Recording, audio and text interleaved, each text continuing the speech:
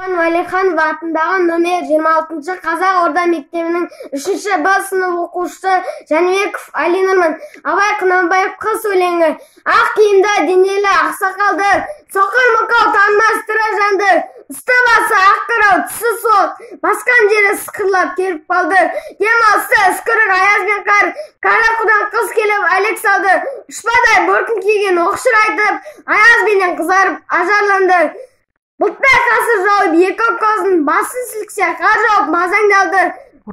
Бурадай бұрқсақ кетіп долданғанда алты қанат ағорда үйше қалды. Әйес көріп жүгірген жас балалар беті қолардан болып үсік шалды. Шидем мен тоқ қабаттап киген малшы бет қарауға шыдай алмай теріс айналды. Қатып кеңе қажмас қайран жылқы титығы құрымына азақ қалды. Қыспен бірге тұмсығын салды қасқыр, малшыларын қорқылмай итке малды. Соныға малды жайып күзетіңдер, ұйқы өлтірмес қайрат қыл бос қамалды. Ит жегінші қондыбай қана жесін, құр жібеніне ант тұрған қарсы алды.